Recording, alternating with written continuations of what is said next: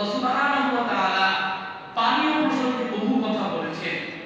তন্মধ্যে রব্বুল আলামিন বলেছেন ৭৬ নম্বর সূরা, সূরা আল ইনসান। আজকে এটা পড়ে আমাদের ইমাম সাহেব পড়েছেন।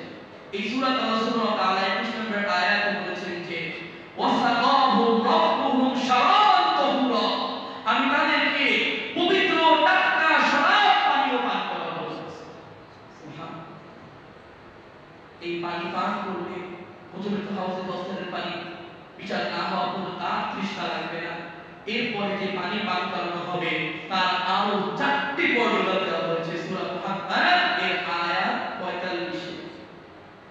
৪৭ নম্বর সূরার দক্ষিণগামী ১৫ নম্বর আয়াত যেটা খুতবা শুরু করেছিলাম, সেখানে বলা হয়েছে এই যে জান্নাতের উদাহরণ আমি তোমাদেরকে দিলাম, এইটার মধ্যে এমন রয়েছে ফিহা আনহারুম মিন মাইন গায়রি আসিন। ফার্স্ট, প্রথম হচ্ছে আমি সেখানে এমন পানিও দেব, এমন পানি, এমন জল দেব যার রং পরিবর্তন হয় না। কোন শ্রেণীর পানি?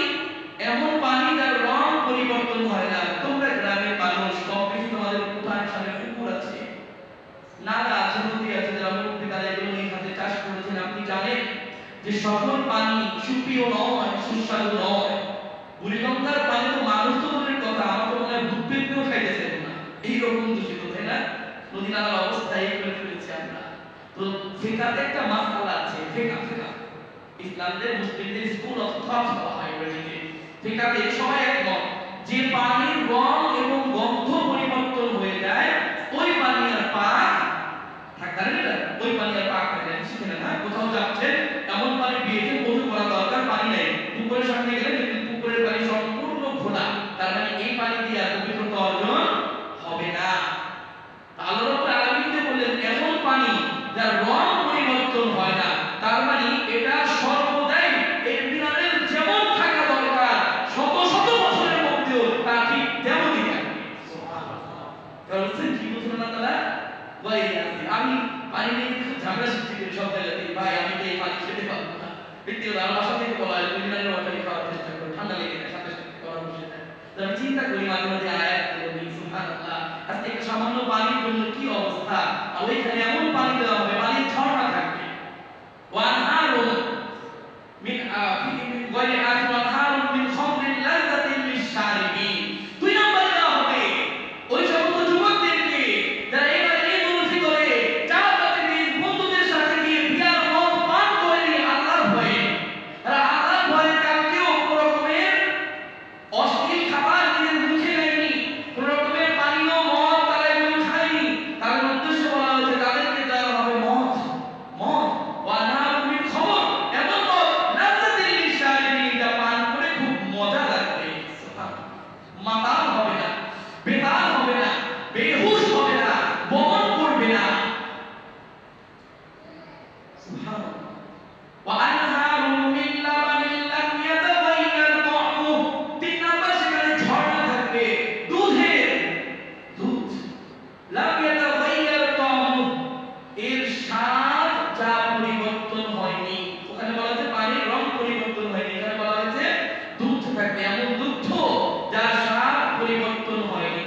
আপনারা জানেন দুধ থেকে ছানা, মিষ্টি থেকে শুরু করে দধি থেকে শুরু করে কত রকমের খাবার সন্দেশকে আমরা ভক্ষণ করি।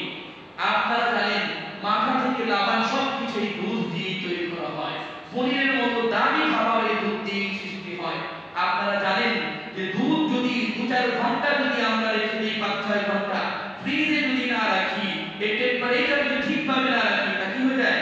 ফেটে যায়, তাই না? ফেটে যায়। ফাটা দুধ খেলে কি হয়? ডায়রিয়া হয়ে যায়। আল্লাহ রাব্বুল আলামিন বললেন এমন দুধ দেব বছরের পর বছর থাকবে, হাজারো বছর খাবি বান্দা, কিন্তু এর স্বাদ কোনোদিনও পরিবর্তন হবে না।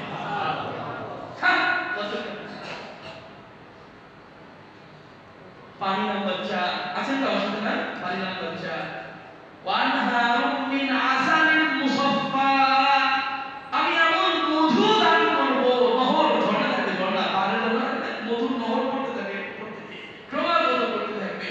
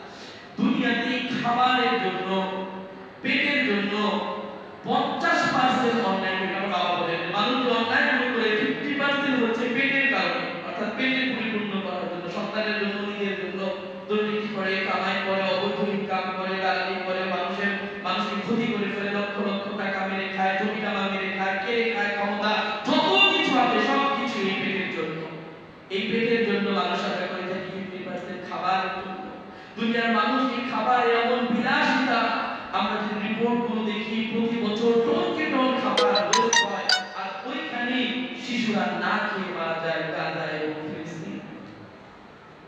একটা ত্রাণ পাওয়ার জন্য, এক বোতল পানি পাওয়ার জন্য মারা বাচ্চাকে উঁচু করে ধরছে। তুমি আর আমি কি কেমন আছি তা আমি কি করে বুঝাই?